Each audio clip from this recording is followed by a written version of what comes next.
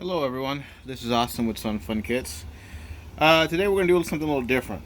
We're actually going to be replacing a included lead acid battery with a nice sfk-260 lithium iron phosphate battery. So this is a brand new trailer. It's made by a really nice company called Intech. They make really nice aluminum trailers. Everything's wonderful, but they're still using old lead acid technology. So we want to change that.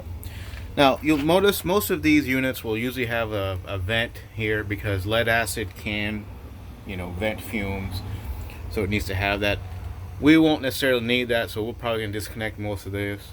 And most of your battery holders will be able to hold an sfk-260.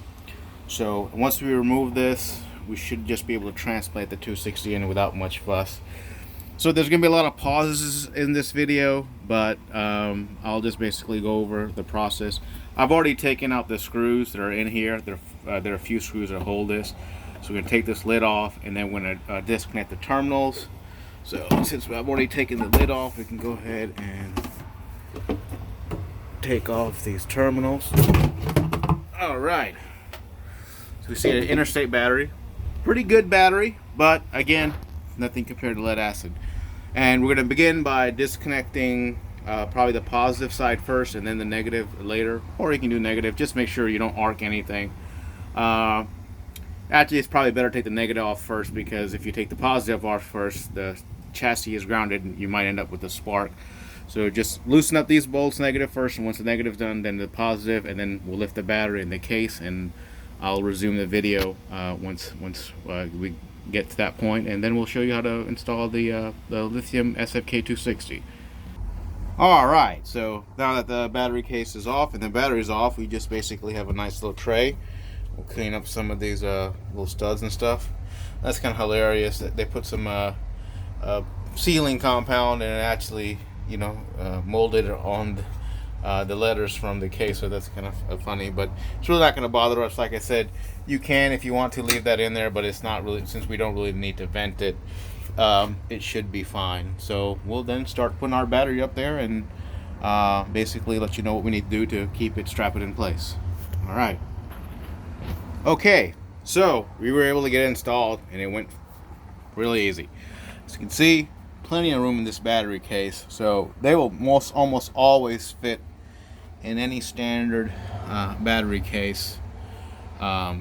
So you could, the weight alone will probably keep it in place, but we're going to run a strap around it, like a ratchet strap, and we'll do that next. But we wanted to test everything, and looks like everything is powered up, everything's good to go. So we're just going to strap it down next, and we're going to go inside, check it out. The light should be a little brighter, but other than that, for the most part, the hard work is done. Like I said, just going to strap it down next so it doesn't move, and once that is done, this is going to be good to go. So we'll strap it down next. So for the strap, just going to use a basic little strap. You can get these at Home Depot or any hardware store. They sell them in a 4-pack, and this happens to be some fall camo, I guess, because it's fall. It was in stock, so that's really all we're going to need, and we'll show you how it's put on there once we get it on. Okay, assembly for the most part done. The strap will put a downward clamping force onto the battery, and it's pretty stout. I mean, if this battery moves, something really bad happened to the whole trailer, because it would require a lot of force to move. But for the most part, this door closes, so it's not really going to go anywhere, and that's all you really need. Since we don't have to worry about venting and stuff, we don't have to worry about vents. This will act like an auxiliary cooling or auxiliary vent, just to let the air in and out. So that should be plenty good, for it.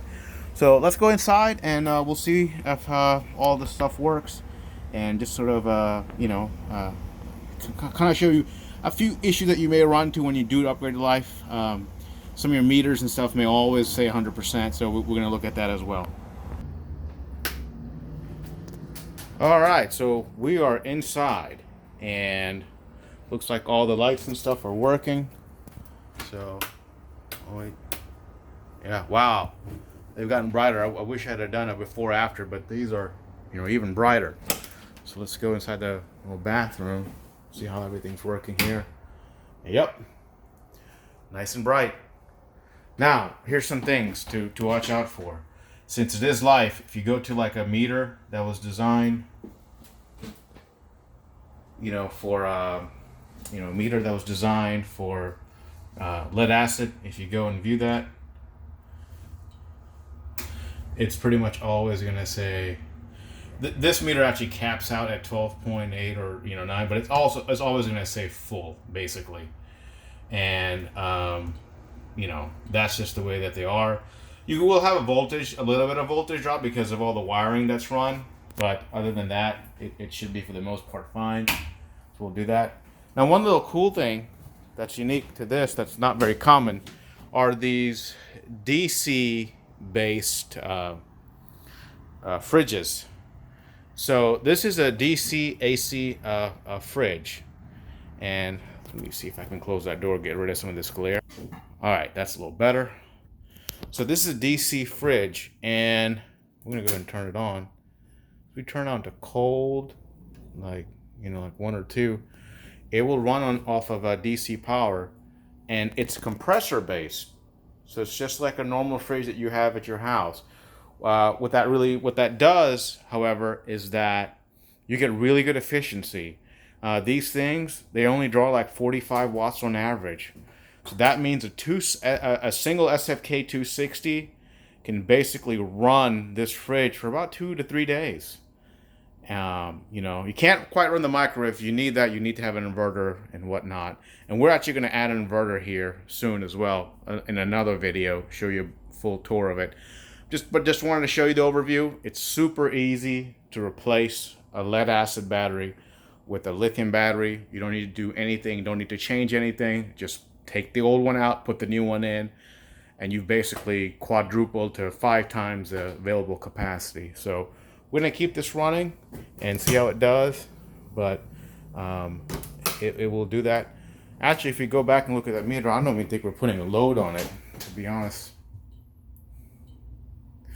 Yeah, so basically it's full, like 0.1. So yeah, this is great, that's all it takes. All right, thank you.